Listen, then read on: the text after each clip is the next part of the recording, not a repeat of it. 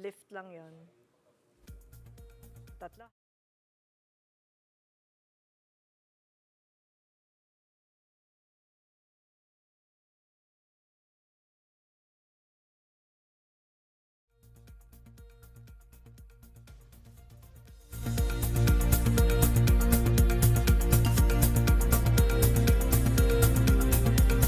Welcome to Money Talks. I'm Cathy Yang, your intel on the Philippine markets and the economy.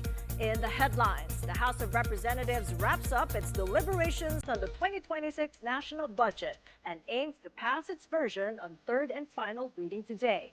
Civil society organizations decried 230 billion pesos in pork barrel insertions. We get the lowdown from RFID co-convener Ramon del Rosario Jr.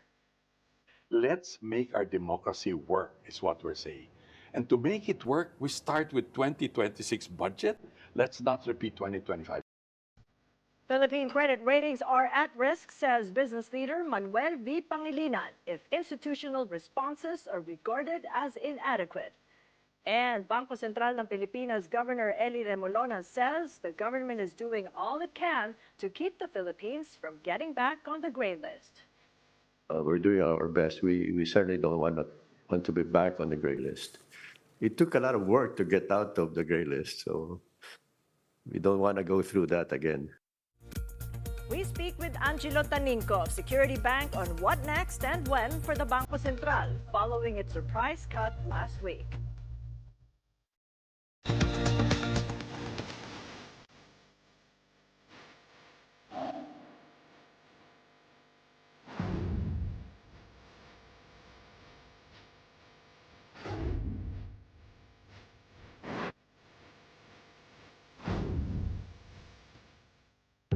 The House of Representatives aims to pass the 2026 national budget on third and final reading today. The House concluded its deliberations on the proposed 6.793 trillion national budget for 2026 last Friday. The budget aims to be people-centered, transparent, and accountable, with a focus on uplifting the lives of Filipinos.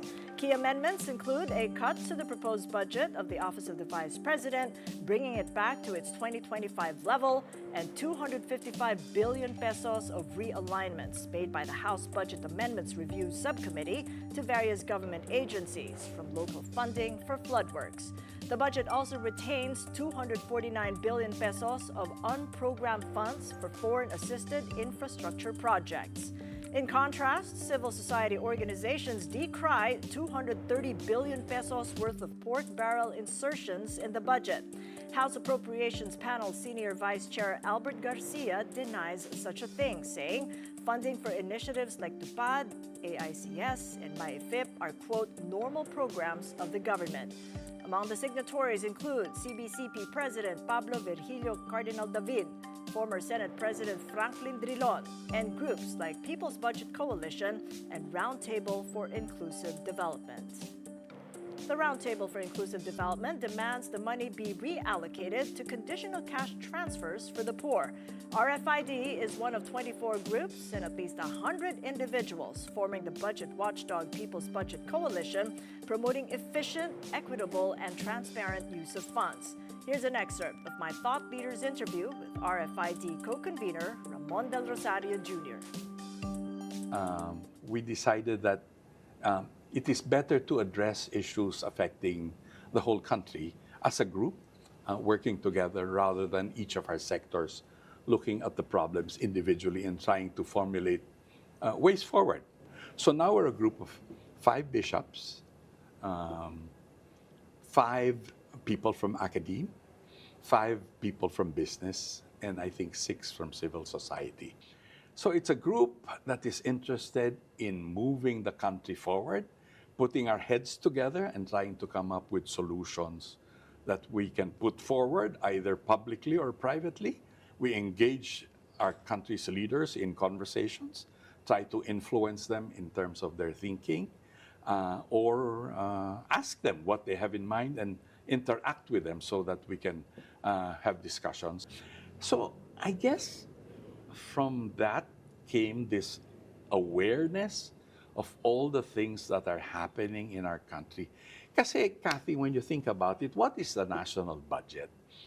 It's the instrument through which our government decides what are the priority areas. We have very meager resources as a country. We're a poor country. We have limited resources. So our resources have to be put to good use. And that good use is defined by our national priorities in different fields, in health, in education, in national defense, international relations, everything. And that comes through the budget process. So the first thing I guess I would point out is this is a document that the president and his cabinet should really be fighting to protect because it's reflective of where we want our country to go. So when we were briefed about the 2025 budget and the preceding years and how this thing was being mangled in various ways. Are you then saying that this didn't happen when you were finance minister in 1992-93? Totally different. So this is a new phenomenon. I think it was totally different, or maybe it was happening, but the scale was nothing close to what is happening now. Talk to us about that scale. Well, what do you think triggered that? Greed. Greed and the ability to get away with it. More and more, it became a system where everybody was in on it. The way they did it was there was something for everyone. The congressmen and the senators would connive with the executive branch so that there was percentages given to everyone along the way, including the contractors. And that's the system that evolved. And because everyone was getting a share of it, everyone decided to be tight-lipped. And it just grew and grew and grew until it became the monster that it now is. And now everybody is saying, how did this happen? Well, it happened because people let it happen. I'm sorry to say, even the president, when he said, mahiya naman kayo, that's a little strange for him to say because it was his budget to start with. And he should have been aware of what was going on with it. And he had the opportunity to veto a lot of these things. It should have been brought to his attention by the DBM and the different department secretaries whose budgets had been mangled, so that he could have acted on it at least with full information. If he did not have the information, then his department secretaries were not doing their job. Given what we do know now, what can he do? What can you do looking forward? In the first place, make sure that 2026 is in no way a repeat of 2025. For 2025, a lot of it has already gone out, but there are certain projects, I think the ICI and the new DPWH secretary has said, stop where you can stop. Let's review those projects. For example, flood control is not something that you do out of the blue. And which continues on, as the coalition says, in the 2026 national budget. That's why we took it upon ourselves to speak up. Speak up and say that there's 230 billion pesos of, quote, pork barrel insertions. How did you come up with that number? In the 2026 budget, the work of CS, of our Ken Abante and his team, are doing marvelous work. They are really sifting through the budgets, talking to their insider friends, monitoring what's happening in the deliberations in the House, and that's going on right now, and making it their business to understand what's taking place. And based on what they know so far, there's again 230 billion pesos in the current 2026 budget that is there in the House version so far. It's not yet enacted into law. It can still be stopped. And we're speaking out now precisely to say, wait a minute, you're going to do it all over again. But this time, it's not so much in infrastructure. It's in social programs. And the way it's being done in social programs, there are all kinds of items that make it sound like these are highly needed programs. Programs to assist the underserved people, etc., or the indigenous people. There are titles to these programs that make it sound like they should be high priority. But in reality, they're designed as pork barrel type projects, and that's what we're saying. At the very least, we're saying, please take a close look at these programs now and put a stop to this idea. Our main idea is transfer, if you want to do social programs, and we do need social programs to assist the underserved sectors, put them into programs like the 4Ps, which is rules-based and based on very specific guidelines as to who is entitled and how the program works. 4Ps, as you know, is conditional. The mother, for example, has to go through medical treatment. The kids have to go through a feeding program. All of these are tied together, and after all of that's complied with, then they are entitled to certain amounts.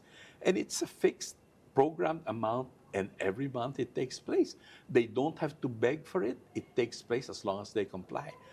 There is a way of structuring this program so that it is that type of a program. Are you getting heard, Rules-based. though, that I this is the think way to so. go? I Because think so. as far I as the think civil so. society organizations are concerned, they've just been given observer status. They really wanted to be resource persons, but Yeah. they've been Moving in prevented. that direction, though, because of the outcry, because of the outpouring of anger, even in the UAAP. Did you see that video of the UAAP basketball game between UP and Ateneo the other day at midtime? At midtime, instead of cheering, just cheering, at the end of the cheering, the Ateneo guys opened their shirts and each of them said, "Ikulong ang kurakot." And then the UP guys started chanting, kulong ang kurakot, something like that. And it went on and on. It became such a loud cheer. People are really angry.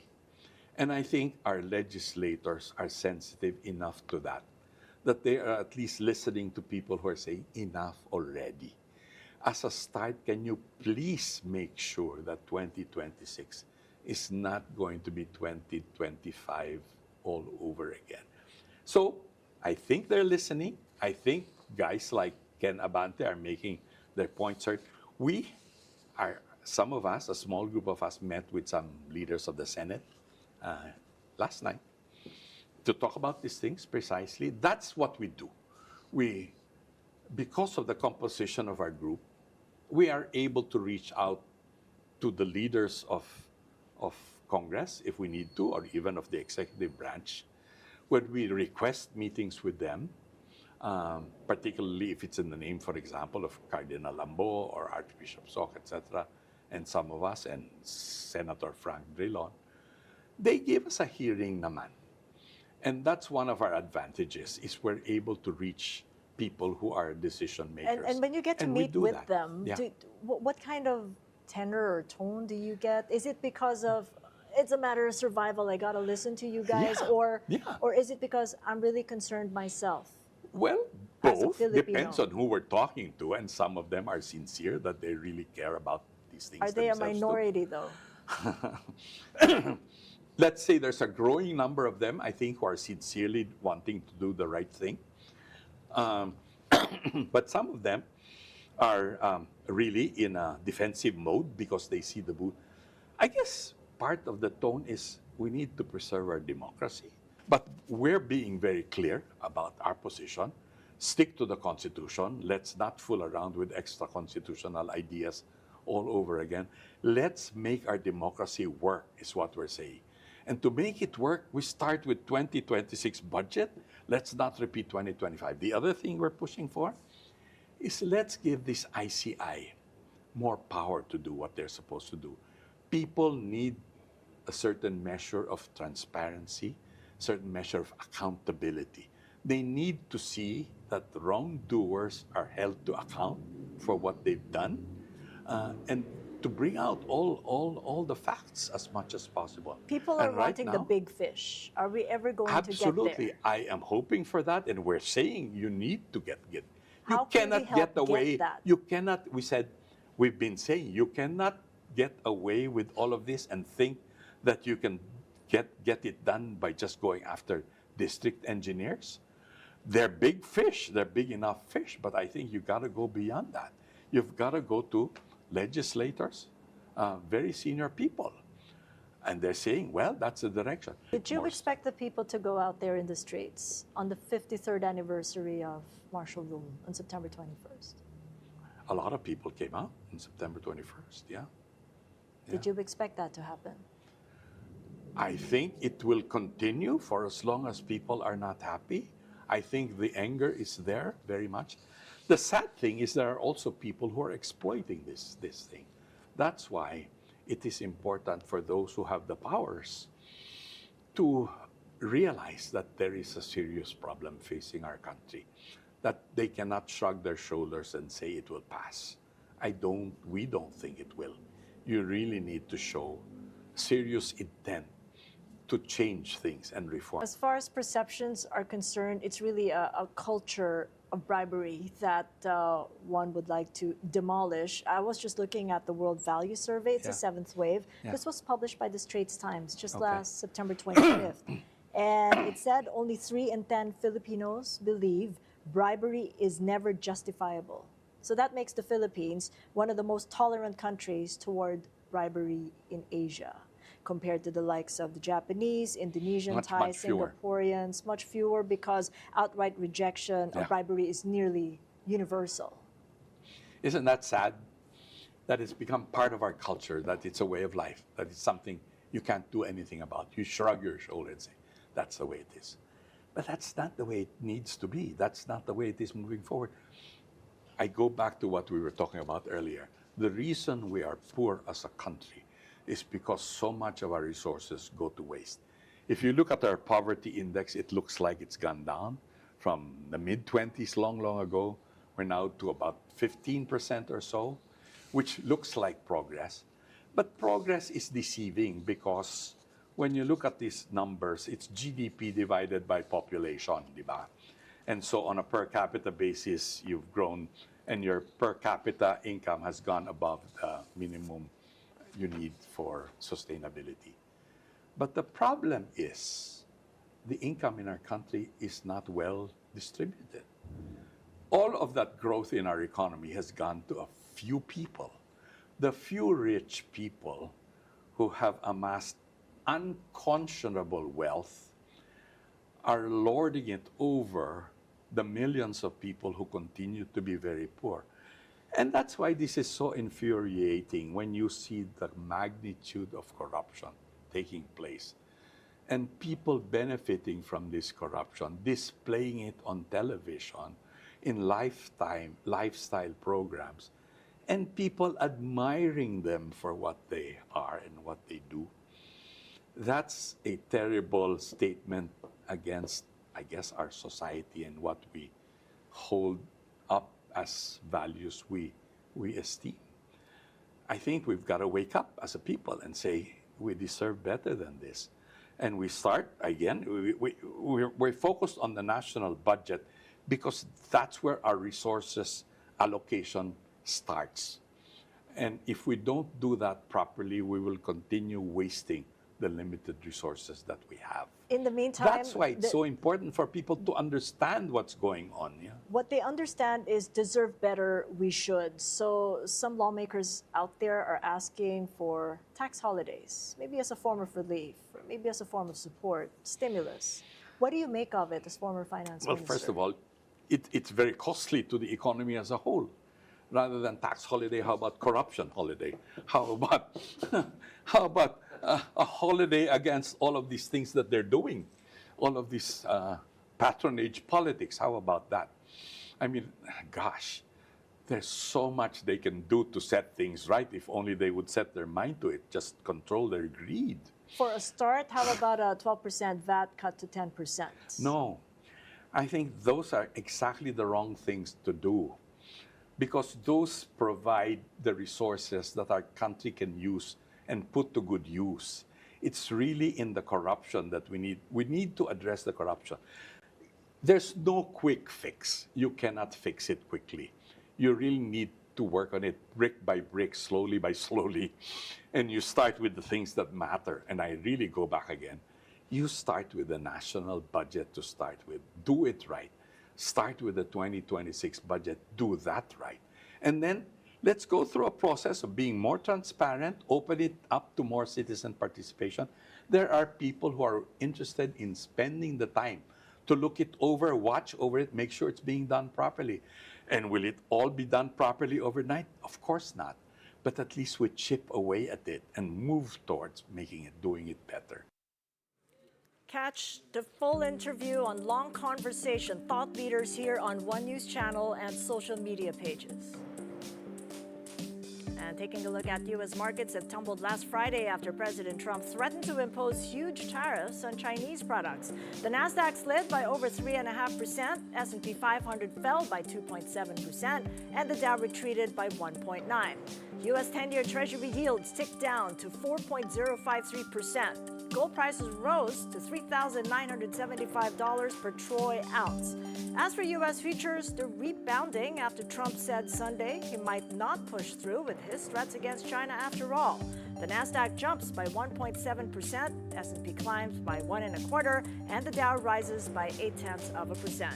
Asian markets fall in the first hour of trading this Monday on the back of renewed U.S.-China trade tensions. South Korea's Kospi and Japan's Nikkei 225 both tumble by about 1% each, and Australia's ASX 200 slides by 0.6%.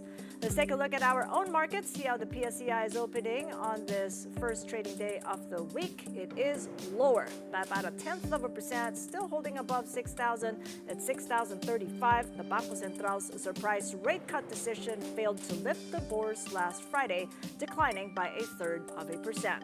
And analysts forecast bearish sentiment to linger this week, with First Metro Investment Corp saying the rate cut proved less of a perk-up, and Friday's Davao quake a reminder of the economy's climate vulnerability.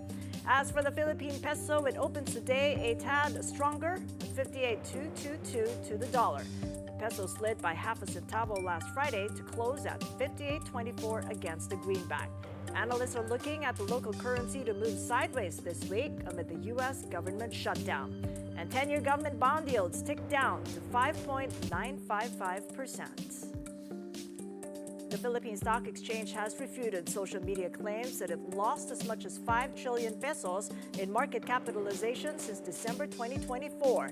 In a statement over the weekend, the local bourse denounced what it called preposterous and fake news posts circulating online, allegedly started by a, quote, pseudo-expert on the stock market, and later reposted by an online tabloid. It clarified that it tracks two kinds of market cap, domestic and total.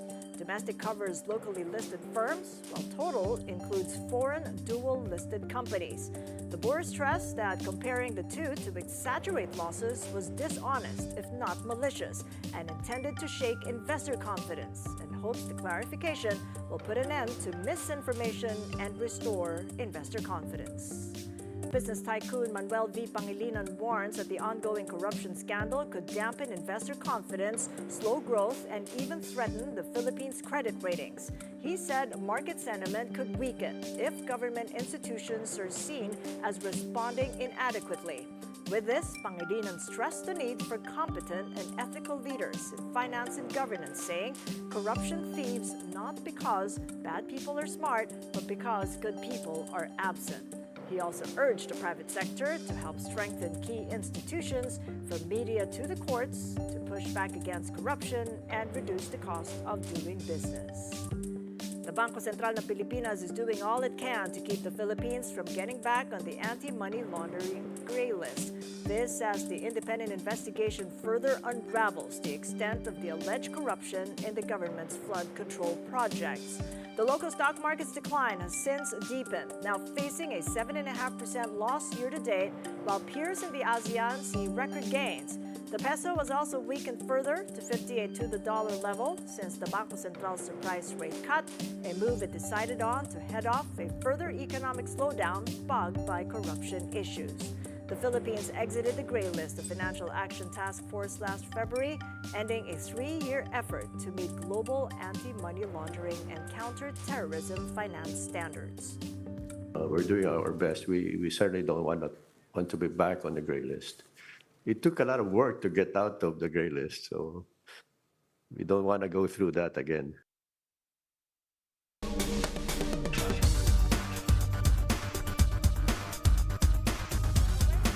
Following the Bangko Central surprise rate cut last October 9. With us now for more is Angelo Jello Taninco, research head and chief economist of Security Bank.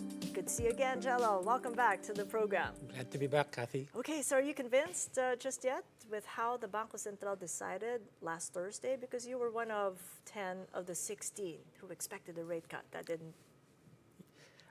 That came actually. You expected that there wouldn't be a rate cut, but it did come. Yes, so it was indeed a surprise and a dovish cut, which implies that the central bank has changed its tone to a more dovish stance, suggesting that more rate cuts loom. And that's because there's now greater priority to underpin the Philippine economic growth trajectory, given that the business sentiment, as cited, is now facing more headwinds. And we understand, based from our empirical research, that business confidence has a positive correlation with the GDP growth. So we see that business confidence recently has been declining based on the survey report of the central bank, and we anticipate further decline in the business sentiment in light of the governance issues, specifically the corruption allegations on government flood control projects. So if that's the case and it's a little more dovish than you'd expected, how then is that going to review or renew your own forecasts, given that he did say slower growth would mean weaker demand and weaker inflation, not only for 2025, but also for next year? So we are, in fact, watching closely the GDP data, and Out on November 7th. out on November 7th will be the third quarter. We are still penciling in a 5.4% estimate for the third quarter, not as high as Vietnam's 8.2%. So it seems we are again lagging behind Vietnam, but still to be the second fastest growing economy in the region. But that gap is actually widening, isn't it? We are still growing second fastest, but we are slowing on our own. That is true, because we haven't reached our potential of at least 6%. And because, as mentioned earlier, it has something to do with the leakages surrounding our budget, and that the absorptive capacity of our public investments is being strained by these leakages. And at the same time, the business sentiment decline will also hamper capital formation. So those two alone will likely weigh on our near-term economic growth. So indeed, we are revisiting our growth outlook for the medium term. And as we see the third quarter result, if it's a downside surprise or below our expectation, then we will probably revise it to the downward In the trend. meantime, how is that going to shift capital flows? Because we also have to look at it from the point of interest rate differentials, how it impacts the flow of capital in and out of the country, and also the peso. Yes, well, clearly, capital markets play a pivotal role on our economic activity. The rate cut that happened ought to boost, say, stock market sentiment. But it didn't. In the knee-jerk reaction was on a negative, and I think today, partly because the growth outlook became less upbeat, and secondly, the external environment became more uncertain in light of the resurgence of the US-China trade tension. So that double whammy, so to speak, from both the domestic and the external sides will really weigh on our future economic performance. I wanted to visualize that. As you can see on the screen, that's how you're projecting the interest rate differential between the Fed funds rate and our own at the Bangko Sentral. Is Yes. it going to remain like this, or will November 7 be pivotal to show how this trajectory changes? Well, for the Fed, they still have two more meetings, one later this month and the last for the year in December, similar to the BSP's last meeting also in December. So we think that regardless of the November 7 the GDP result of the Philippines, we think that a trajectory for the remainder of the year will remain. And in order for the rates differential to be at 75 basis points by year end. Final point, where does peso go, as we know that the Christmas season approaches and OFWs remit at this time of the year? We continue to anticipate peso appreciation in the last 2 months of the year because of the remittances and holiday-related flows. So we are still intact with our year-end dollar peso forecast at 57. Got that. That's a silver lining then. Thank you so much. Appreciate it, Jello. Thank you, Cathy. Jello Taninco, the research head and chief economist of Security Bank. And that is it for Money Talks. I'm Cathy Yang. Catch us again tomorrow, 9:30 a.m. here. Kapatid, we are One News, all sides, all the time. Have a great day ahead.